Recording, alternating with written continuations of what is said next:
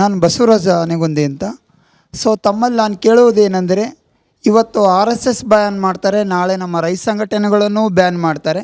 ಅನೇಕ ಸಂಘಟನೆಗಳನ್ನು ಇವರಿಗೆ ಯಾವ ಪಕ್ಷಕ್ಕೆ ತಮಗೆ ಸಂಘಟನೆಗಳು ಎದುರಾಗ್ತಾವೋ ಅಥವಾ ಅವರ ವೈಫಲ್ಯಗಳನ್ನು ಎತ್ತಿಡಿಯೋದಕ್ಕೆ ಪ್ರಯತ್ನ ಮಾಡ್ತಾರೋ ಅಂಥ ಸಂಘಟನೆಗಳನ್ನೆಲ್ಲ ಇವರು ಬ್ಯಾನ್ ಮಾಡುವ ಕಾರ್ಯಕ್ರಮಗಳನ್ನು ರೂಪಿಸ್ತಾರೆ.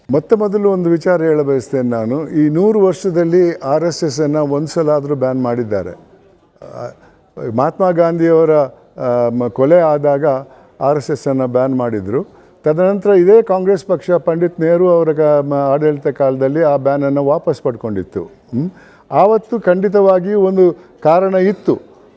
ಒಬ್ಬ ರಾಷ್ಟ್ರ ನಾಯಕನನ್ನು ಕೊಲೆ ಮಾಡಿದ್ದು ಅದು ಒಬ್ಬ active R S S person ಅಂತ ಗೊತ್ತಿತ್ತು. ಅದರಿಂದಾಗಿ ಬ್ಯಾನ್ ಮಾಡಿದ್ರು. ತದನಂತರ ಅದರ ಬ್ಯಾನ್ ವಾಪಸ್ ಪಡ್ಕೊಂಡಿದ್ದಾರೆ. ಇವಾಗ ನೀವು ಹೇಳಿದಂಥ ಉದಾಹರಣೆಯನ್ನು ಇದು ನನ್ನ ಅನಿಸಿಕೆಯಲ್ಲಿ ತಾರತಮ್ಯ ಆಗೇ ಆಗ್ತದೆ.